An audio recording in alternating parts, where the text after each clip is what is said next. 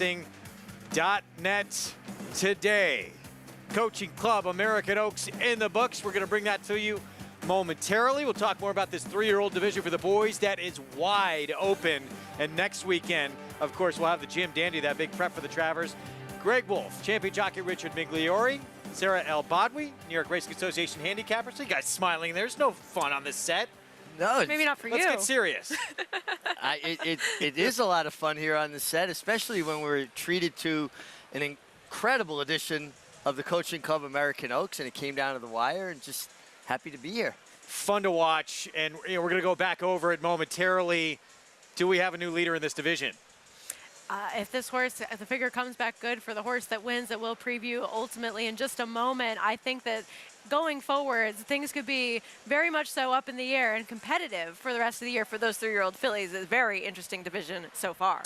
Kentucky Oaks, Acorn winner not here. She's cutting back a distance, pretty mischievous. Speed of this race for Tom Amoss. We found out this morning a bruised foot, so no Hoosier filly. It just happened. We are going to show it to you now.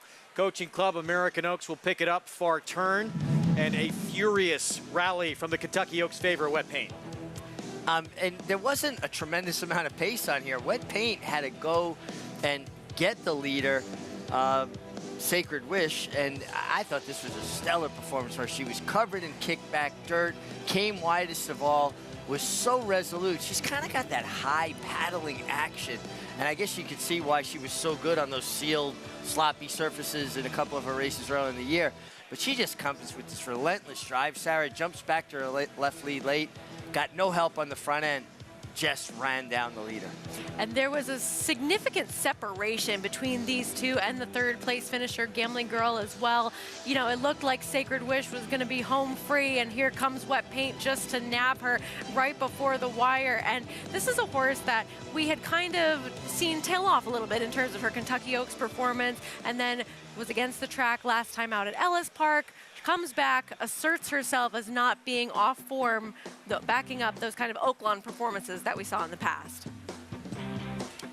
Brad Cox had a big summer here, win Essential Quality on the Travers. He's got a big filly now that you would think is going to move on to the Alabama at 1.25 miles. We're going to relish this one for the moment. Big Grade 1 win in its own right to take this Coaching Club American Oaks. Well, and listen, Godolphin has Pretty Mischievous, who, you know, arguably is still the leader of this division off of the strength of her Kentucky Oaks and Acorn.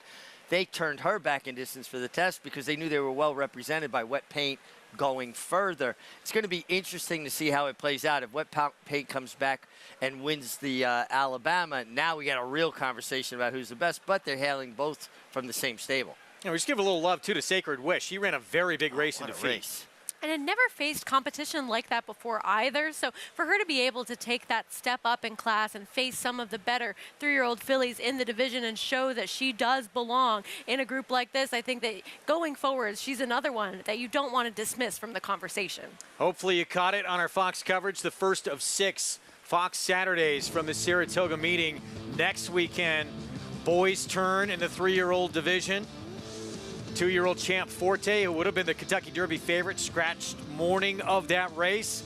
He's been back working. We'll have that for you as well. He's going to line up in that Jim Dandy in that prep for the Travers. The Whitney, 4-star Dave. Alabama, where we very likely will see Wet Paint and many others from that 3-year-old filly division. And then the big one, the Travers on August 26th. You'll catch it all on Big Fox. 2 more still to come on this Saturday card. Up next, 6-furlong sprint. Entry-level allowance ahead. And a creative back for Chad Brown. Stay with us.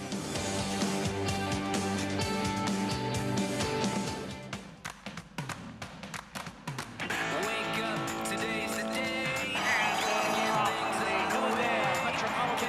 Cody's Wish is making a big move on the outside, but it's Cody's Wish, and this beautiful racing story continues with this terrific racehorse. He has now won 6 in a row. Cody's Wish, winner of the Grade 1 Midline. Her, the classic sire.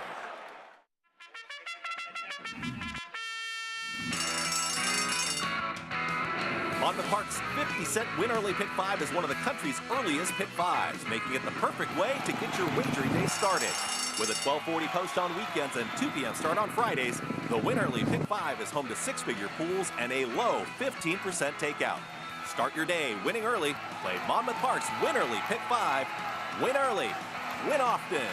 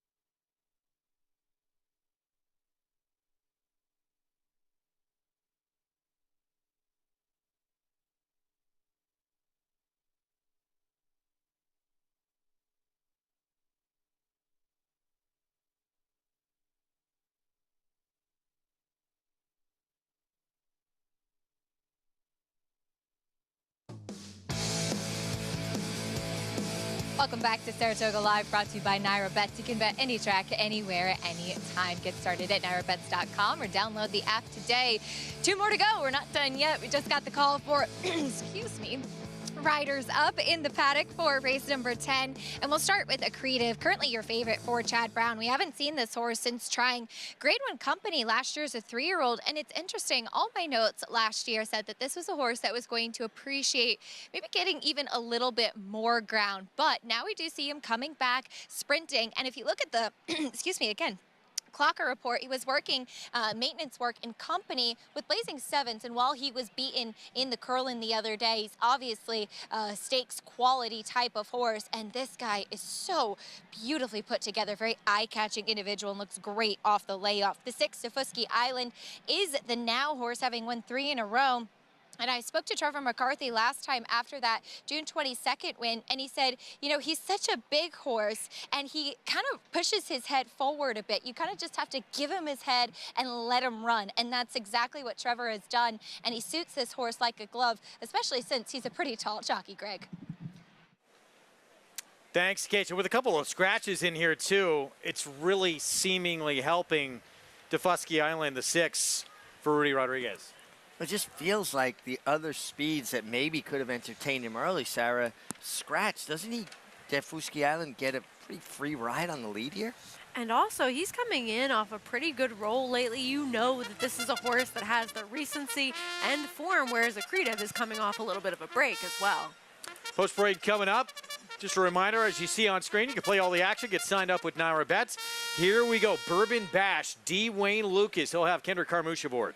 Yeah, coming from the rail, this horse is more of a deep closing type and probably doesn't get a good pace scenario. Here's Bezos, who is going to be cutting back a distance. Bezos at times has shown good speed. I guess he's the only horse that couldn't entertain the 6th Tefusky Island. And here's the speedster, he has the recency as well, and he's won 3 in a row.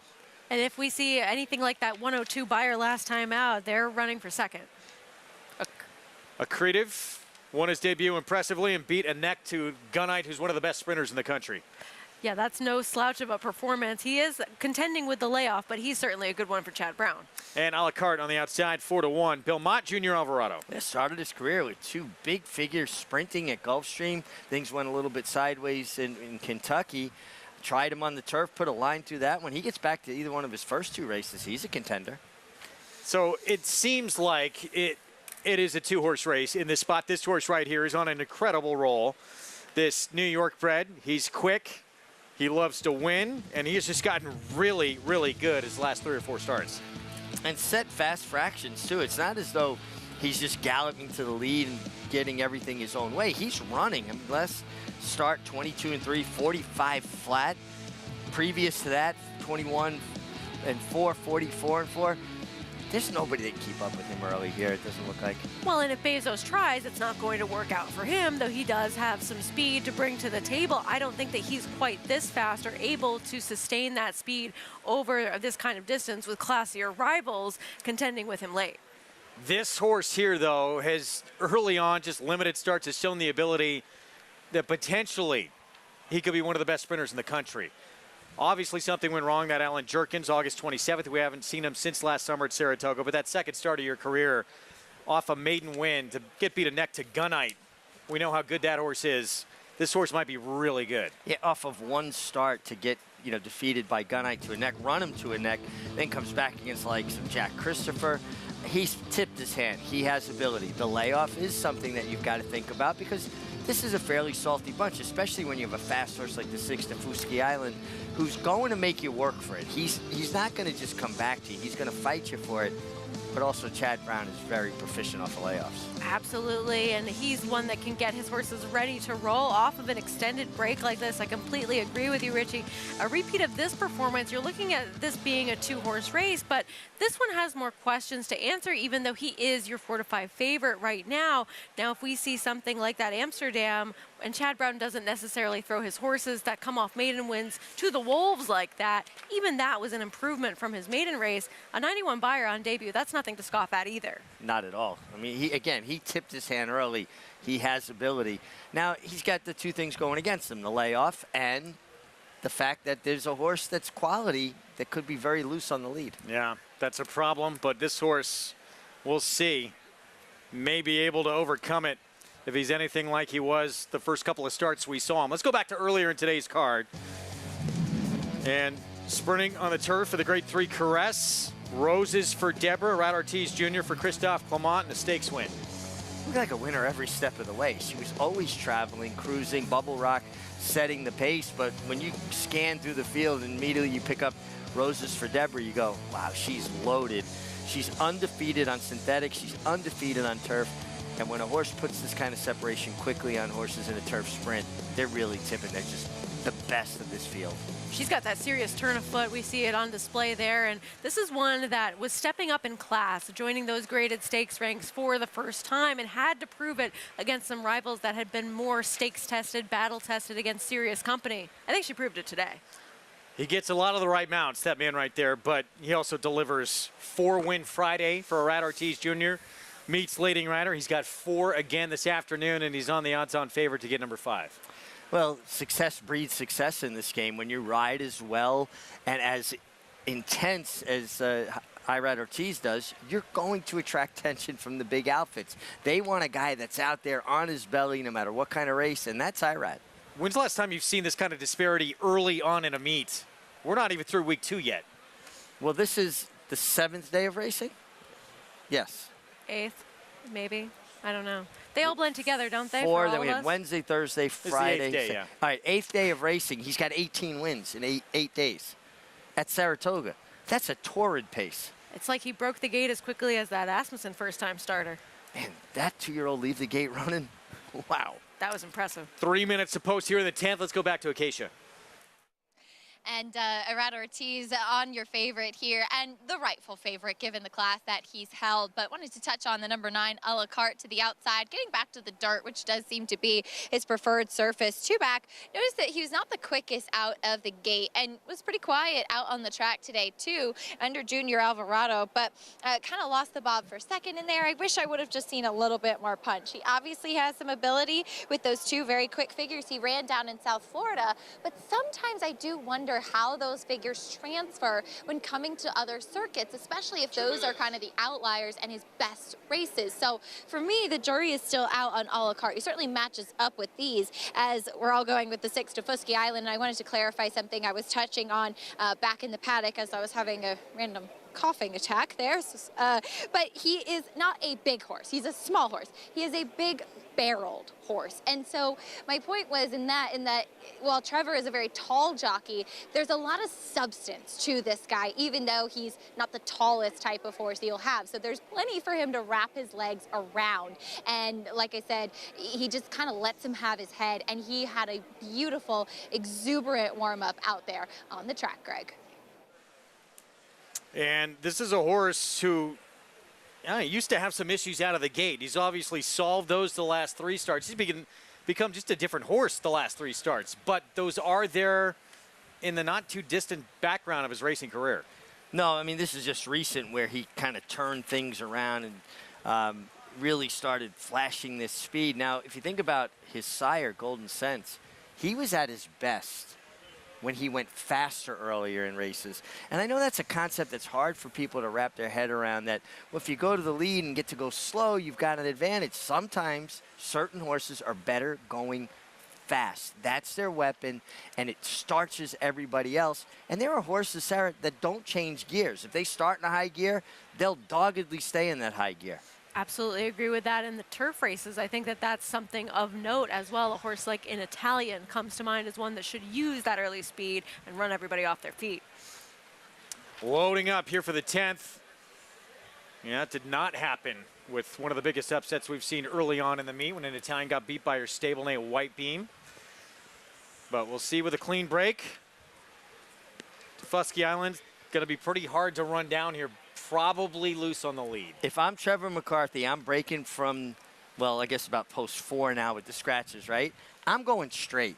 The 2 horses to beat are outside of me in Accretive and a la carte. I'm going straight until we get to the turn. Make them go as wide as possible. Stay outside of me, and if you want to get fancy and take back and duck inside of me, when I drop over into the turn, I'm going to take you out of the game again. 4-year-old return for that horse right there. Graded stakes place in the 2nd start of his career. Let's go upstairs to Frank Miramati. A la carte goes in. And they're off. And there was a stumble there. Bezos is going out for the lead. Tefusky Island appeared to stumble just a touch, but recovered. Accretive outside of them, followed by A La Carte in 4th, 4 lengths off the pace. Bourbon Bash is at the back of the field. So Bezos is in front by a length.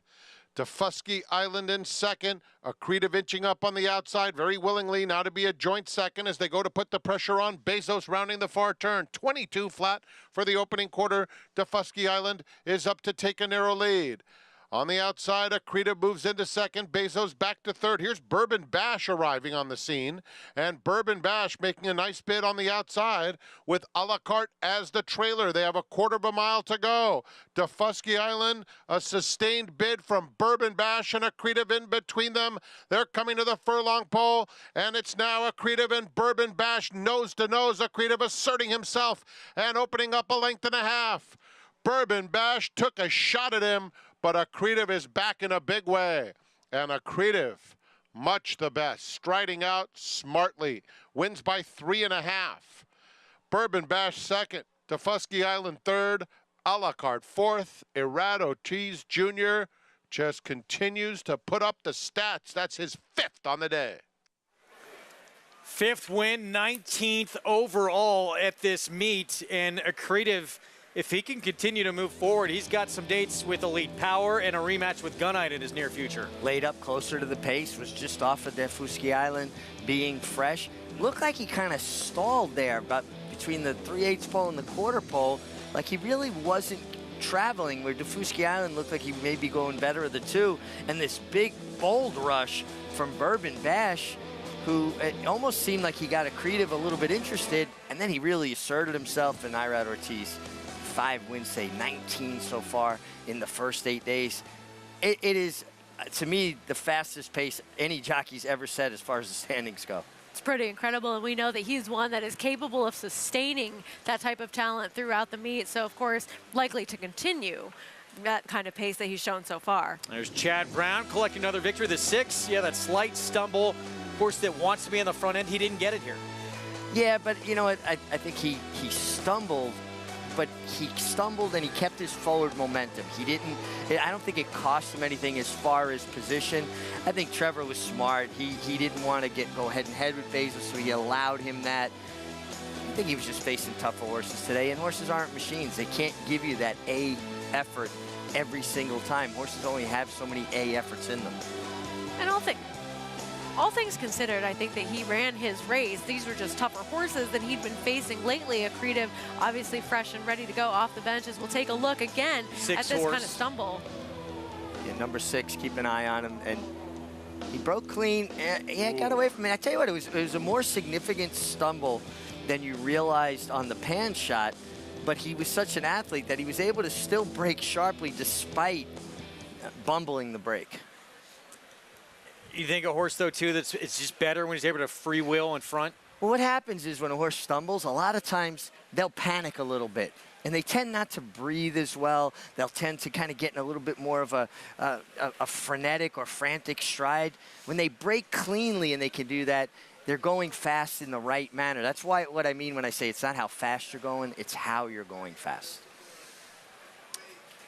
9 wins over the last 2 days for Arad Ortiz Jr. putting on a show at the most competitive meet we have in this game. We'll be back. The nightcap is next.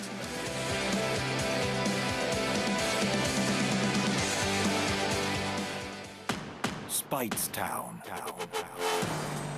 Munning. Echo Town.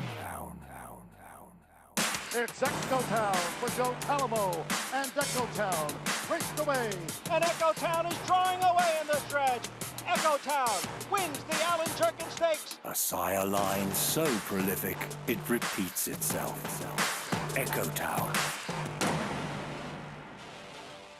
Experience the adrenaline-pumping, suspense-filled action of the Sport of Kings no matter where you are with Naira Bets. It's fast, easy, and secure.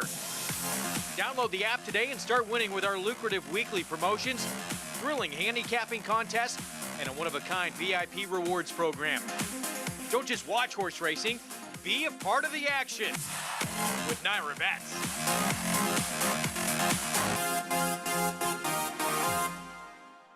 Introducing Venezuelan Hug, the tenacious, towering son of Constitution, now standing in New York. After breaking his maiden at Gulf Street, he dispatched Cityman and Allowance Company at Saratoga, going on to 6 wins in 10 starts, finishing with 3 straight stakes victories, including the Grade 3 Canadian Turf. Now a versatile sire, complementing any mare with size, looks, and athleticism that's been called the best-kept secret in New York. Venezuelan Hug, standing at Mill Creek Farm. Visit millcreeksaratoga.com to book your mare today.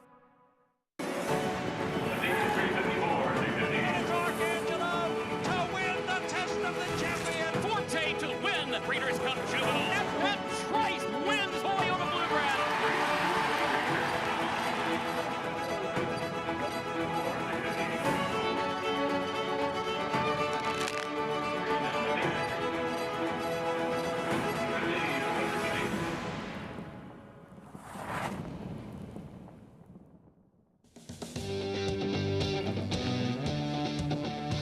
Back with you on Saratoga Live on our FS2 coverage. Brought to you in part by legendary Claiborne Farm. 100 years of doing the usual, unusually well. Accretive back off the bench. Hadn't seen him since last August at this meet. Returns with an impressive performance off the bench in his 4-year-old debut. Chad Brown, Clarivate Stables, and again, win number 5 for Arad Ortiz Jr. Let's go to Acacia. Like we've seen him in this winner's circle a few times today, Arad. But first, let's talk about Accretive. He's a very big horse, and in between horses, what did you feel down the stretch? I mean, down the stretch, when the horse get close to me, he just get brave. When he feel him, he wants to fight, so I say, all right. So he gave me a little more confidence. I tap it in the shoulder a couple times. He went forward, he opened up a lane right away, so I take my time. Now I hit it one time to keep him busy, and he just keep going. He was ready after the layoffs. Chad did a great job, like always. And for such a big horse, he's so light on his feet. It has to feel good out there, too. Yeah, he warmed him up pretty good. I mean, he was on the muscle. We keep it with the pony because he looked like he was a little aggressive, and he break out of there. He break sharp, so that was the key. After that, just buying my time. You've been putting on a clinic today, 5 wins. You have one in the last. Going for the 6th? Yeah, thanks to everyone who named on horses. My agent do a great job. Trainer Sona, they give me a big support, and let's see what happens in the last. We will love to win it too, but we understand the game, so we're gonna keep trying. Hey, not too bad when you're winning at Saratoga. Congratulations on 5 so far. Thank you. Greg? So he'll have a chance to equal the record for a single day here at this meet. Ramon Dominguez did it back on July 22nd, 2012. And John Velasquez did it September 3rd, 2001. Those two, that's it. And now Arad will have a chance on 7 Nation Army, the 6-horse for Robertino Diodoro in the finale. 2 Hall of Famers with 6 wins in a day in Saratoga, the toughest place in North America to win. And a future Hall of Fame has shot to do it in the last year now with his horses have got a chance here, 7 Nation Big chance. Oh, Here's what he's done so far. He started off right off the bat with Noted. Second-time starter for Todd Fletcher at odds on. Paddington for Linda Rice, who was just dominant early on. We were on for that coverage. Undervalued asset, Chad Brown. The stake in the Caress Roses for Deborah now Creative, who's going to be back at stakes races, I would think, next time out. And look at the people he rides for, right? Todd Fletcher, Linda Rice, Chad Brown, Christophe Coman. He's in all the right barns. So this finale, try and equal that record. $25,000 claiming sprint, 6 furlongs, and Arad will be on the 6. 7 Nation Army. It's Robertino Diodoro off the claim. Blinkers going on. A horse who just ran second for $32,000 claiming at Ellis. Tomorrow, Fillies and Mares Distaff Division. Clairiere looking to go back-to-back at the Shuby. She's got a date with Nest coming up.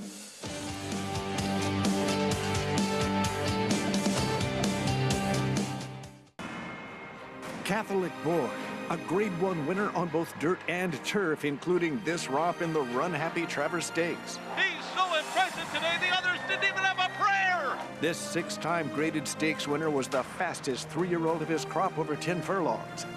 At the sales, his first crop yearling sold up to $300,000.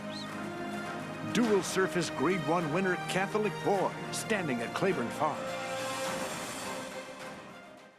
Just minutes from downtown Saratoga Springs, you'll find GMP Farm, a utopia of healing for equines and humans, offering revolutionary, customized equine care using state-of-the-art imaging and therapeutic technologies for horses of all disciplines. Immerse yourself in tranquility in our sacred spa, offering specialized spa treatments and holistic therapies to refresh and rejuvenate among tranquil mountain views. Start your journey to wellness. Visit gmpfarm.net and sacredspaandwellness.com to schedule a treatment today.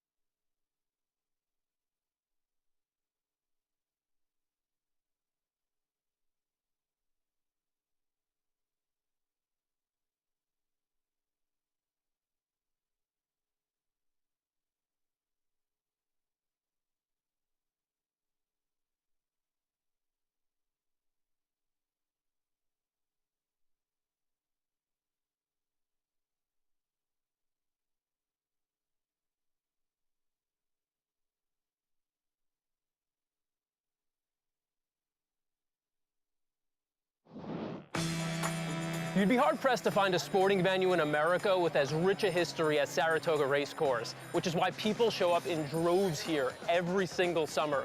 This track first opened when Abraham Lincoln was president, making it the oldest continuously operating racetrack in America. The Travers Stakes, which is run here every August, outdates the Kentucky Derby by more than a decade. Some of the most famous horses in history have raced and lost here. Among the legends that have experienced defeat are Man o' War, Secretariat, American Pharaoh, just to name a few. For that reason, many refer to this track as the graveyard of champions. And while enjoying a day at the historic track, you gotta get a bag of Saratoga potato chips. America's favorite snack was actually invented here by accident in 1853 when a local chef thinly cut and fried a potato to a crisp after a customer complained their order was too thick and soggy. The rest is history. Want to uncover more history at the races? Explore americasbestracing.net. With a horse that just might not be good enough, and I understand that.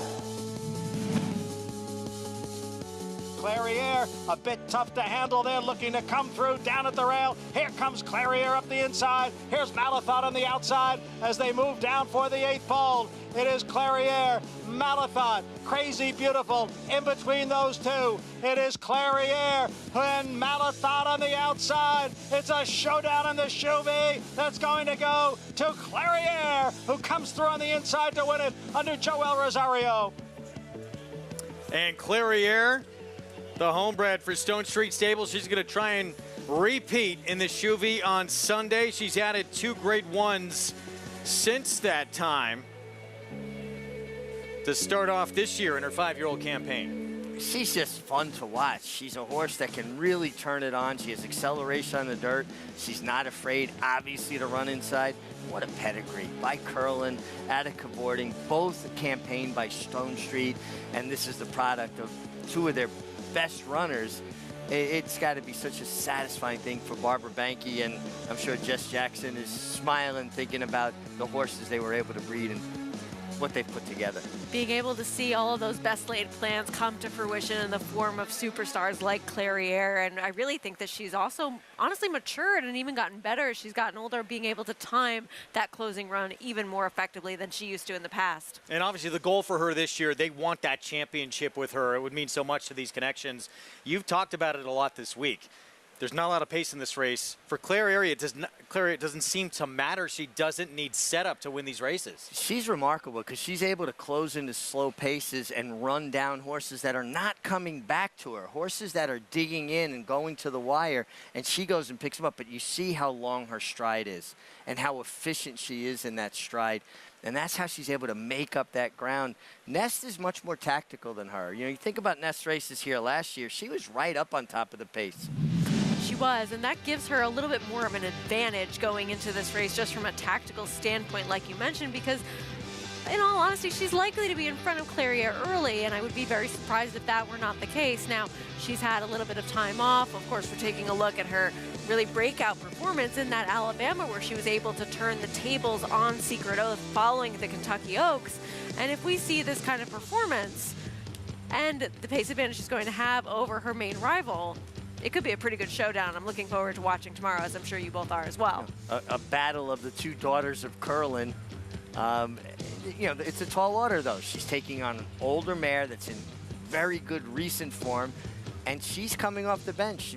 You know, listen, great conditioner, obviously Hall of Famer and Todd Putcher, but it's still a tall task to be at your best to take on the leader of the division at the moment. She's a champion, and she will have first run on Clairiere, but you're facing probably the leader of this division right now, and you're trying to come back off a 1 1/8 2 turns at Saratoga, which coming back off the bench, that kind of race, that's a difficult ask. It's a tall order. It certainly is, but she has the right conditioner, she has the right style, and just as you said, she is a champion, and what she did in the second half of the year last year was very impressive, Sarah.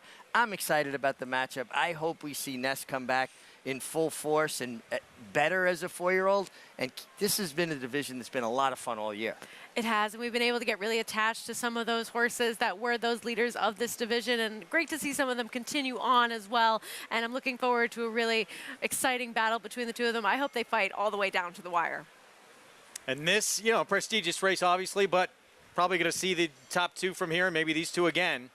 Meet in the personal Ensign Grade 1 later on at this meet in August. We're going to take a timeout. We'll talk 3-year-old division with the boys. 2-year-old champion Forte making an equipment change for a work this morning. And they wanted to make it for the Jim Dandy rather than make that change potentially for the Travers. We'll tell you how it went for Forte when we come back.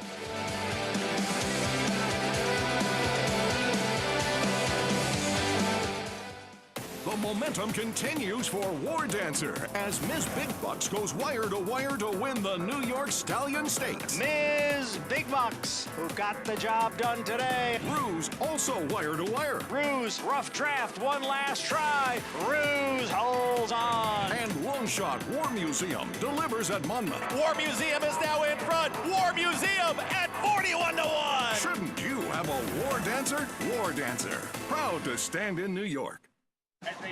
When it comes to horse racing, you can never have too much information. With Twin Spires, you can place your bets with confidence. Whether you use handicapping insights, like our Brisnet speed ratings, prime power and past performances, the guidance of our experts' top picks, or just choose a name that catches your eye. Yes! No matter how you pick your horse, bet with Twin Spires. Start earning your $200 sign-up bonus when you sign up with offer code GET200. Maximum Security proves he's the real deal with a gate-to-wire win in the Florida Derby. Champion 3-year-old. Maximum Security has won the TVG.com Haskell Invitational. 11 triple-digit bias. Maximum Security, he smoked them in the Cigar Mile. Grade 1 winning 4-year-old. Maximum Security takes them all the way in the TVG Pacific Classic. Maximum Security. Racetrack Television Network brings you every race, from every track, on every screen, every day. With monthly packages starting as low as $5, RTN gives you great value and access to more live HD streaming and race replays than anyone. Visit RTN.tv today to sign up and watch on almost any device, including Roku and Amazon Fire. RTN has packages that start at $5 per month.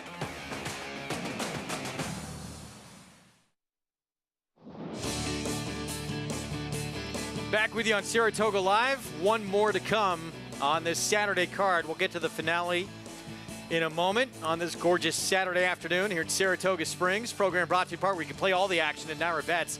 Bet any track, anywhere, anytime. 3-year-old division, and this one we'll see some move on to the Travers. Mage, Kentucky Derby winner back in action. Arabian Night for Bob Baffert, but Go Rocket Ride. Richard Mandela comes up with a victory here. The Son of Candy Ride, Mike Smith allowed him to stride out of the gate and fall into a perfect position. And this horse was always traveling. 3 wins now from 4 starts with a second in the San Felipe to Practical Move. This is a real good horse trained by a master horseman in Richard Mandela. And I knew a couple of the people that were interested in this one and saying, Mike Smith not traveling for no reason over to Monmouth Park and not a lot of other mounts. Mage giving him a serious run for his money in the later stages of this race, but just could not get by. And I can't believe Mage went off at 4 to 1 in this race. They unloaded on Arabian Night for Bob Baffert. That's really, I didn't realize that. 4 to 1 on your Kentucky Derby winner, who threw his best punch at Go Rocket Ride. He found more, and Richard Mandela is not a guy that's going to ship around unless a horse absolutely belongs. Lightly raced. This was just the 4th start of his career. Obviously, huge upside. Mike Smith feeling good after that performance, and it seems like Travers bound and a horse that can put himself pretty much anywhere in a race he wants to be. Well, I love how professional he was. He broke cleanly. Mike allowed him to use, that inside post to his advantage by going forward. 2 horses went on, and he's sitting in the perfect spot and the right way. And he looks like a horse to me that waits on his rider. What do you want to do? That's so helpful when you can switch a horse on and off. 100%. I think it's really important to be able to have that kind of plausibility within the horse that you're riding to be able to make those decisions in short time. Mage, too. Look, first start back since the Preakness for him. Can he build off that? Oh, absolutely. And, he, listen, Monmouth, and I didn't watch all the race there, to full disclosure, but Monmouth normally is a track that is very speed favoring. Now, your winner, Go Rocket Ride, was just off the pace, but he got first run. And Mage put in his run, got to him. Maybe he was just beaten by a better horse today. It'll be interesting to see. We know that Mage gets a mile and a quarter, though, very well. Still got the nightcap coming up. Good point. Let's get to Acacia for more. Richie, how dare you not watch all of the races from Monmouth today? But as Greg said, we have the nightcap coming up, and we'll start with the one that was taking a lot of the early money in the one catch as soon, the remaining part of the entry. Now, it does come in for the white hot Linda Rice, but off of avoided claim. And there are a few things that can cause and can trigger avoided claim. And one could be a physical issue that shows up after the horse races, and then the claim could be voided. It could also be an administrative reason. Even if you spell the horse's name wrong on the claiming slip, it can cause the claim to be voided. So we don't always know what the reason is, but it is something that I do approach with a little bit of trepidation, especially because he disappointed as the favorite last time, and he drops in class coming back off of that. Now, he's the type of horse, he has the two white eyes, kind of those wild looking types of eyes, and he can get pretty revved up in the preliminaries. And for his standards, he's been very quiet in the paddock today. Physically, looks great, great weight once again. I'll watch him as far as the warm-up on track, but that voided claim coupled with the drop in class does always give me a little bit of cause for pause. The number 6, as Irad Ortiz will look for 6 on the day. 7 Nation Army, blinkers going on, just a short cup. First off the claim for Robertino Diodoro, second best last time out, but not the smoothest trip for that horse either, and he has been very sharp here in the paddock. A little bit tricky to get the tack on, but now that they have, he's settled nicely. He's dappled up from head to toe. Physically, I love what I see from this guy coming in from Ellis Park, and we'll see if he can get a trip. The number 8 Digital Future goes back down to the $25,000 level, and this is where he had that dominant win 2 starts back, and last time was running just against so much tougher company. Rodney, the winner of that May 19th race, came back to win again with a 101 Beyer speed figure. He has a little bit of the Zenyatta prance going on here on the walking ring. He really strides out when he walks. A horse that can be a little bit sharp before his races too, and while he has good forward energy, looks the picture of health today, and just going back to a logical level. Greg. Keisha, thank you. And there's Dylan Davis getting a leg up. Meanwhile, the man of the afternoon trying to collect what would equal a record at this historic racetrack. Irad Ortiz Jr., this would be number 6, trying to equal Ramon Dominguez. John Velasquez, when Ramon Dominguez did it, he actually the night before had ridden at 3 different racetracks in 3 different states. He didn't get here into Saratoga Springs till after midnight. Not exactly the way to set yourself up for success for a 6-win day, but he did nevertheless. That's a jockey's lot in life. You ride wherever you can. You know, you live on very little food, very little sleep, no job security. That's a jockey's lot. And that was part of that summer when he set the record for victories here with 68. Well, I got to think Irad Ortiz is on pace to eclipse any sort of record. I've just never seen anybody keep this kind of pace. If he can continue this, I mean, it's just pretty remarkable. 5 on the afternoon and a chance to equal the record. Started off in the opener. Another look at it here. 2 for Chad Brown. 1 for Todd Pletcher. Linda Rice, who came into the day leading this meet, riding Paddington for her. Well, Christophe Clement, some good barns he's riding for. Some really good barns. And his agent, Steve Russian's just done a phenomenal job. It's not hard getting on live horses. It's hard to stay out of trouble with multiple stables if everybody wants you. How do I turn a guy down for this horse when I want to ride that horse for him, but I have a better horse here? He's just done a remarkable job managing Irad's business as well as his brother, Jose. Steve Russian has Irad and Jose. He's making more money as an agent than most jockeys did 20 years ago as jockeys. Call to post, you heard, as they come down Champions Way. And yeah, we talked about it before. We say it a lot with Irad. He rides, just has that hunger, it seems, more than most. He'll ride a 10,000 claimer like he does a grade 1 stake. Here's Catches Soon, Flavian Pratt, speed from the rail. Speed from the outside. I think Keisha made some good points. A couple things to look at. Just call Ray at 4-1. He's taking a cut back in distance, and he was facing some good horses last time out, like Floki's Flight. Air Show Big Price, Rudy Rodriguez. Oh, at times has shown really good speed, especially on the dirt. I think the last race kind of muddies up his form a little bit. Can Irad get number 6 here on 7 Nation Army? Well, he's certainly on a live mount to do so. We know how well Robertino Diodoro does first off the claim. Senior Jobim player here for David Jacobson. Yeah, has races certainly good enough, but has not run since February back at Aqueduct. Will he be ready off the bench? One Acacia mentioned, yeah, faced horses become a big-time sprinter in Rodney last out. Digital Future's probably just lucky to hear that he was compared to Zenyatta. Maybe that'll boost his confidence going into this race. Prince James at 9-1. Jose Lezcano. Been in really good form for Ray Handel. Makes first start for Gus Rodriguez and should be in a good stalking spot. This horse with some big efforts in the not too distant past. He pops up with a good one every now and then. Actually started his career with Todd Pletcher, and he's got it in him somewhere that we haven't seen it in a while. And here's the problem for the favorite, the 1. This horse is quick to the outside, St. Selby. St. Selby's got one way to go. He's dropping in class, but all of his wins have come when he's able to make the lead. Not all of them, but his better wins have all come when he's able to make the lead and control the race. I got to think there's going to be a decent pace on here.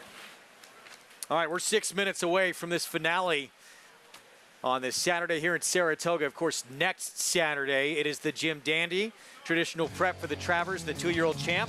This morning, back in action working for Todd Pletcher, adding blinkers with Arad Ortiz Jr. up. Yeah, and listen, all the heavy lifting's done as far as working out to get ready for the race. So this is what we call a maintenance move. All the heavy lifting's done. We just want to keep them where they are. I will say this, though. Forte's a horse that always seems like he's a little bit of a bicycle horse, always having to just kind of keep his attention. As even though they were going slow, he was always in the bridle. I think the blinkers had the desired effect to get him focused, not to give him more speed, not to make him more forward, just so that he's in the bridle, and it allows the rider to be able to kind of judge what he has underneath him and when to start making his move. And when you don't have to keep after horses throughout the entirety of the race, you do have more of that internal clock of when to ask them to truly go. And I think that that will make a major difference going into that Jim Dandy. Absolutely. Pletcher said, he just lost focus, not only in the Florida Derby, but he felt in the Belmont as well a little bit. And I it was agree. Partly the suggestion of Arad Ortiz to put those blinkers on. Pletcher felt he was much more locked in, more aggressive, and then really was able to settle in. Yeah, I really like what I saw with the blinkers on. I thought this was one of his better works. And again, forget time. Time is one way to judge a workout. The other way is visually. How is a horse doing something? And this, to me, was the most focused, the most intense he was. He was always traveling in the bridle, galloped out well. And part of the problem when you have a horse off the bridle, Sarah, is you start kind of asking them a little bit. Not a full-out drive, just kind of pecking at them. Come on, keep up. And a lot of times what happens is then a horse jumps in the bit and wants to go. Well, now you've gotten the desired effect. How do you take it back? Because you might not get them running again. Exactly. Once you push the button, you might not be able to go back in time and undo it, and it might have been a little bit too premature. This might make a difference for him going into this race, and something we mentioned of seeing as though this could make that difference, when he did drop back in the Belmont Stakes as well as in that Florida Derby, you thought that he was trailing back a little bit, perhaps done, and then he kind of refocuses and makes that run again, so maybe we see a little bit of a difference with those blinkers and how he runs those races. We don't see that drop back. I think he's much more of a player. Final Travers audition coming up next Saturday, and the Jim Dandy with more on the 2-year-old champ. Let's go to Acacia. And Greg, I agree with Richie. That workout was beautiful in the way that he did it. And Forte is not the most generous workhorse, especially leading into the Belmont when we were comparing workouts between him and his stablemate Tappet Trice, who is a bit of a morning glory. Forte doesn't give you everything in the morning, and I think those blinkers help to add a little bit more focus. He's also the type of horse that we've seen get really revved up, get really keyed before his races in the afternoon. He was the most professional that he's ever been before the Belmont, but he still does kind of have that in him and lacking a little bit of focus. So I think the blinkers are a two-pronged approach, and I love what Todd Pletcher had said too, that the Jim Dandy is the time to try it, not going into the Travers. Getting back to this nightcap here and touch on the number 4, Just Call Ray, who drops in class and cuts back in distance. I love shorter for him. He does not look like a horse that wants to go a distance of ground. I am very impressed that he won going a mile and a 16th, but he's smaller. He had a big warm-up from Ricardo Santana out there, and he's very fit for Jeff Hiles, who won at Saratoga with his first Saratoga starter. The number 11 to the outside, St. Selby, not necessarily a horse that I trust, but he does hold the key to how this race is run. He's quick early, he's alert today, he has that early speed, and that's the name of his game. And we know that Kendrick Harmouche is going to go, and if he is aggressive from the outside, which I expect him to be, especially given his warm-up, that could make a little bit of a pace duel up front for some that are sitting in that caproad seat, Greg. Acacia, thank you. You look at it, just seems like St. Selby's naturally quicker than Catch You Soon. Yeah, but post positions do play a factor in this. Your Catch You Soon, Flavien Prat on the rail, you're going to be more aggressive to make sure you can secure and preserve that inside position. Now, that doesn't mean you want the lead at all costs, but you've got to come out running so that horses don't fold over. I always liken it to a wave. You're at the beach, this big giant wave comes over and rolls over you, knocks you down, throws you around in the sand. Once those horses kind of fold over, Sarah, and that kickback really hits you, it's akin to that, if you will, for people that are never going to be on a racehorse in behind other racehorses throwing dirt at them. So he's going to come out aggressive. And from the outside, he's got work to do, St. Selby. He's fast, but he's still got horses to clear. With the scratches, post 9 for St. Selby in here. We'll see that throwdown. Flavien Prat, one of the reasons he's been so successful out here, obviously he does, as you say all the time, he does everything well. He's one of the best riders in the game. But even times, and he's on a speed horse here, who's quick, who wants to go. But he's never afraid to be aggressive. No, he understands the importance of position. I really think that when Flavien got here, he was working horses every day and riding a great deal for Richard Mandella, who we just saw win the Haskell. And I just think that he instilled in him that, hey, racing here is different than Europe, and you've got to get your position going forward. What a great guy to have to mentor you coming to a new place. I mean, I think Richard Mandella had a lot to do with Flavien Prat's development. And we see that certainly taking hold in how Flavien rides so effectively, so frequently by making more of those moves of aggressivity. You know that he's going to try to go as best he can from the inside on Catch You Soon. Pretty fun Saturday here. 5 wins for Murad. Wet paint. That performance of the Coaching Club American Oaks. Pretty good 2-year-old. I was excited about Valentine's Candy for the Asmussen barn. I think a really strong 2-year-old race. I think we're going to look back at that historically and go, wow, that was a bunch of good horses in there. I'm going with Irad for 6 here. He's on the 6, looking for 6 with a horse that had blinkers, and we just watched Forte with blinkers on. 7 Nation Army. Keep your eyes, yes, on that one right there. So that's Irad trying to equal Johnny V. Ramon Dominguez, 6th winner in a single day at this historic racetrack. Let's go to Frank Miramati for the call. He's got the right saddle tower, guys and gal. St. Selby to the outside. They're in the gate.